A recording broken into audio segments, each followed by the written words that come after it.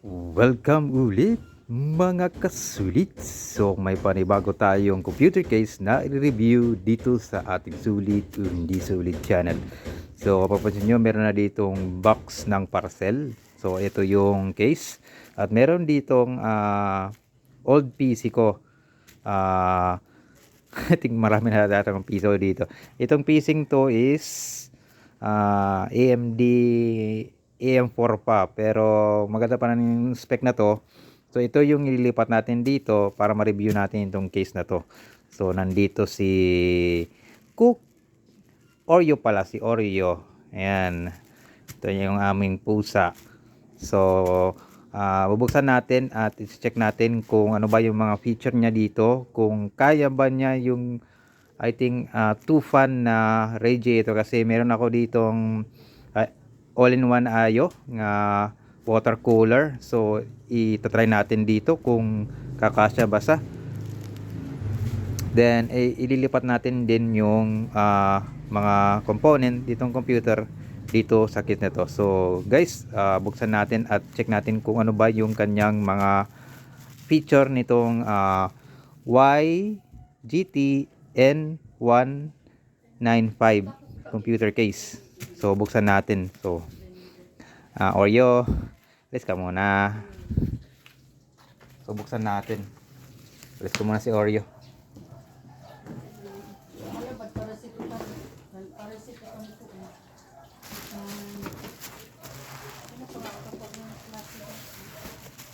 So saan ba natin? Lang.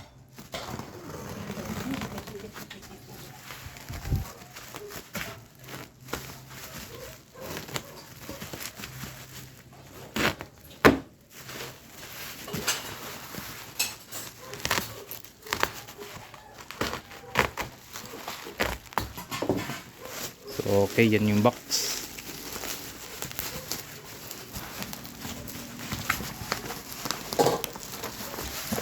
So wala namang damage kasi wala naman may kumakalabog sa loob. So walang damage ata sa glass. Yung concern ko lang dito yung glass kasi shipping, pero marami namang nakalagay na fragile. Yan.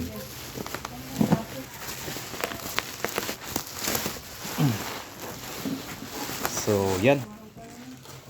So ito yung yan. So mayroon nakalagay ito M80X or Mini ATX, CPU 165mm height. Yung GPU naman niya, kasya niya is 180mm. CPU yung normal na 160mm. So ito yung kanyang mga spec.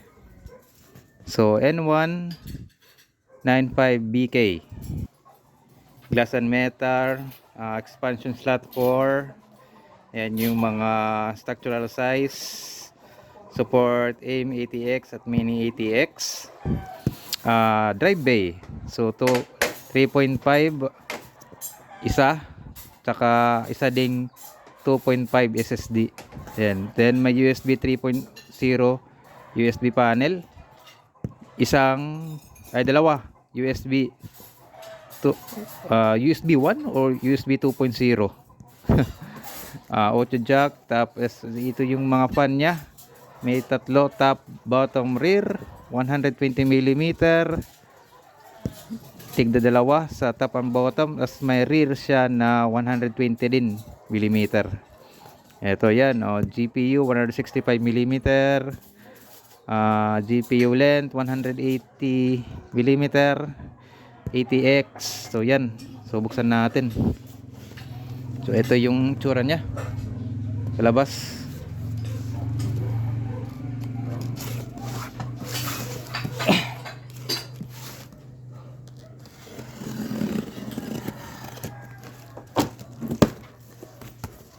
So okay, naka bubble wrap naman siya. Ayan, may bubble wrap.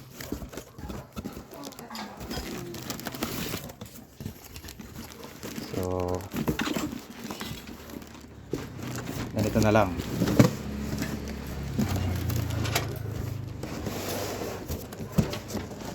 So, okay.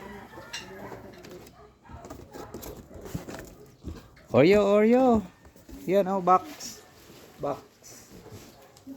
Yan, mahilig din sa box yung pusa namin. Yan, papasok na yan. So, labas natin. So, yan. Okay. So, nakaiga. So, yan yung beauty case. So, tanggalin natin. Oops. Ditong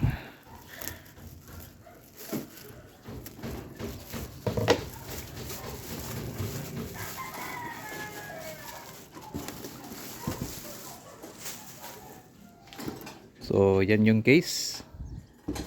Meron siya dito sa taas na magnetic mesh. So dalawang 120 mm na fan. Then sa likod, ito 120 mm. So glass ba? Yeah, glass. Then may apat na screw mount. Then ito yung mga panel.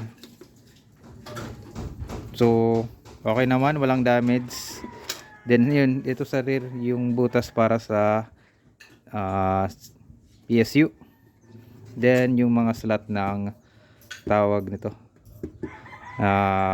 SSD at HDD. So pareho din ito nung una kong biniling case. So kaya nga pareho lang to. Ito din matatanggal din to kung gusto niyo tanggalin. Then ito, meron dito natatanggal din eh. Pareho nung isa, ano ba yun? Clearview ata yun ba yung isang kong na-review ditong case.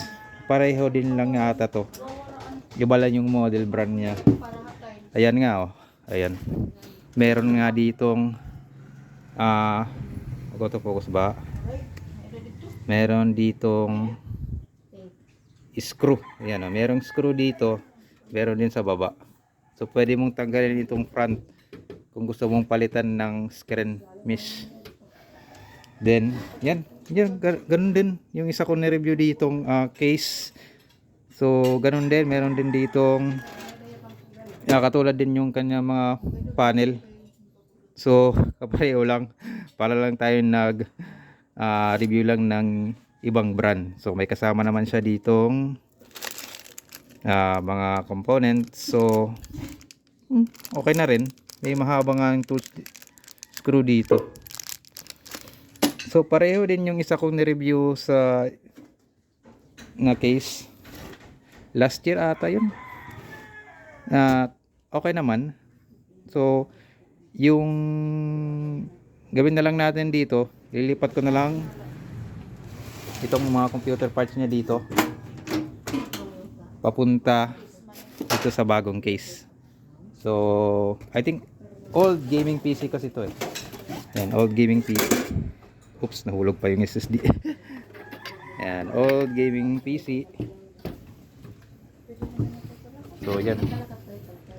So medyo malaki itong case na to kumpara dito kasi ayan.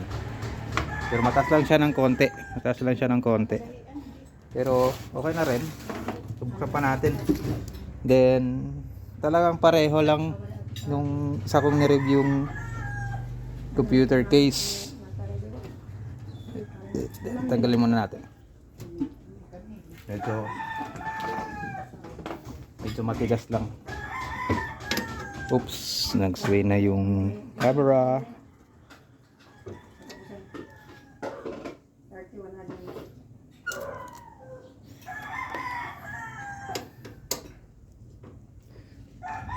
So, I think kasya ito yung isa kong radiator, yung 120 mm size na radiator ko. So, kasya ito dito. Kasi nasubukan ko na yung isa. Isang brand. Kasi pareho lang eh. Din yung tawag nun, yung mga panel niya dito, yan.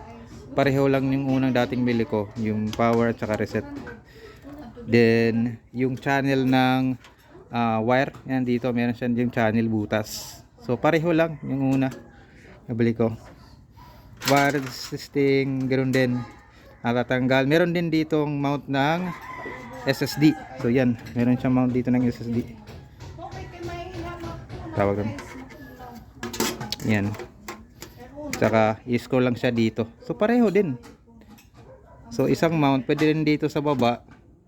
Pero kung meron naka dito hard drive, dito mo na lang ilalagay. So yan. So ngayon, try nating ilipat yung mga component dito papunta dito. So ipopost ko lang yung video, di ko na lang ilalagay kasi i-discuss ko na lang kung paano ko inilagay yung mga wire, kung saan ko ipinasok, kasi para malaman nyo kung paano ito ikabit. Kasi itong computer na to, yung kanyang power supply, medyo mahaba yung mga wire. So try nating ilagay dito. So ipopost ko muna at ilagay ko na lang to. At subukan ko na rin dalhin dito sa akin yung aking water cooler na kits para mapakita ko talaga kasya siya dito. So post ko lang. Okay, so ito yung video card niya, yung M80X na motherboard.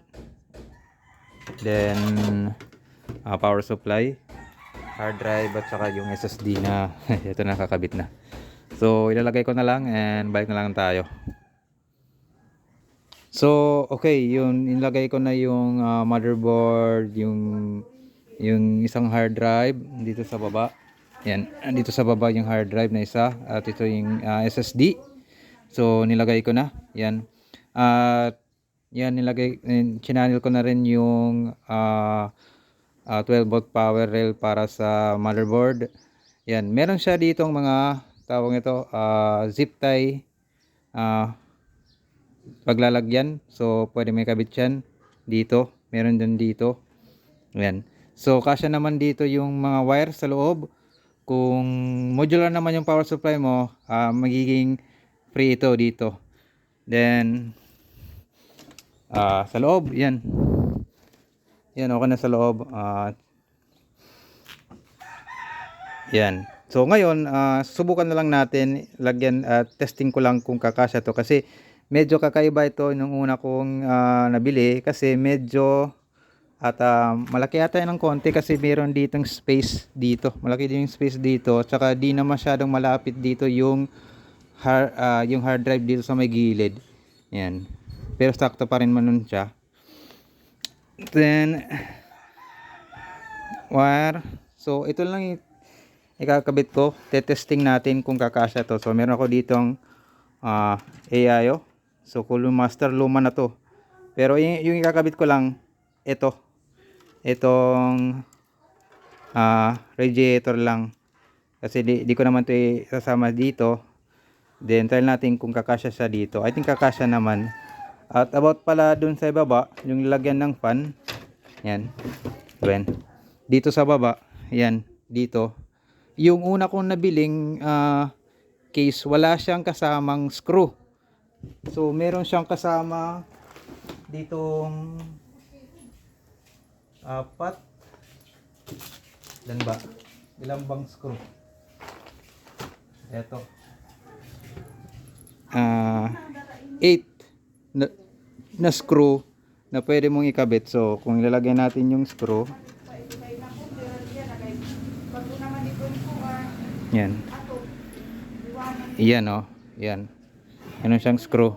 So pwede siya ditong screw. Yung akin, naghanap ako ng screw para lang ma-screw ko yung mga 120 mm na fan. So ngayon, di ko na lang ipopost, ilalagay natin itong itong radiator na to, kung kakasya ba siya dito. So diretso natin. Medyo maingay lang dito sa amin kasi may naglilinis. So try natin kabit itong mga tawag ito. So ito na lang, ilalagay ko na lang siya dito sa loob. Then screw na lang.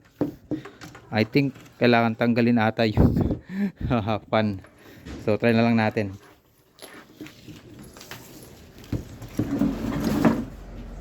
So tanggalin ko lang muna yung fan.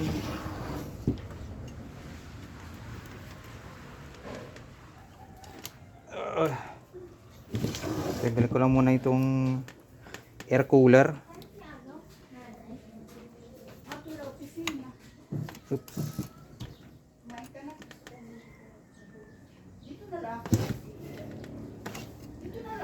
Kung masikip ata.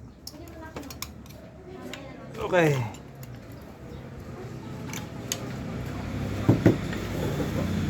So yan. I think kailangan kong tanggalin yung tingnan natin. Natin kung mapapasok natin. Yan ay pwede yan. So kailangan ko ng screw. Galing sa ibabaw. Oops. Yan, meron siya ditong butas. Yan dito. Para sa mga screw ng water radiator.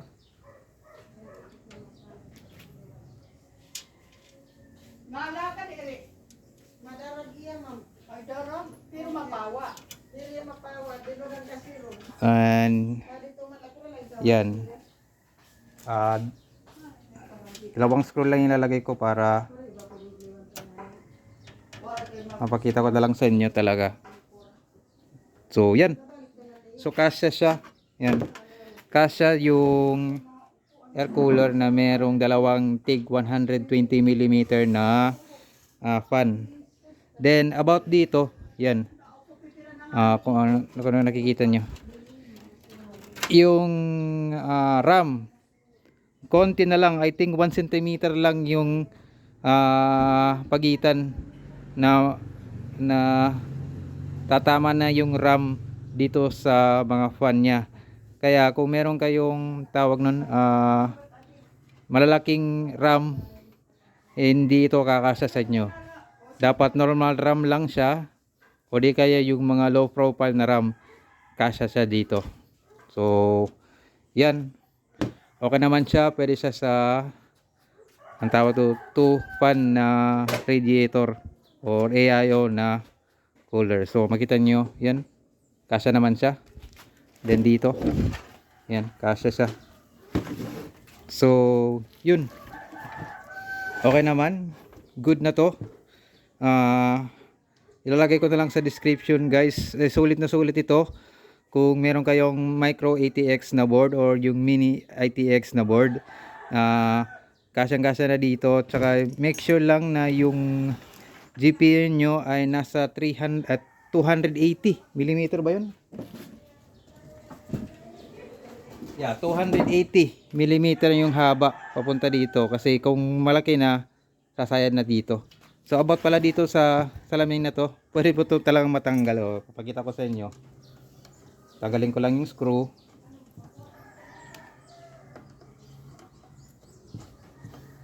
Yan, tanggalin ko lang yung screw. Then slide lang ito. Yan. Yan o, natatanggal siya.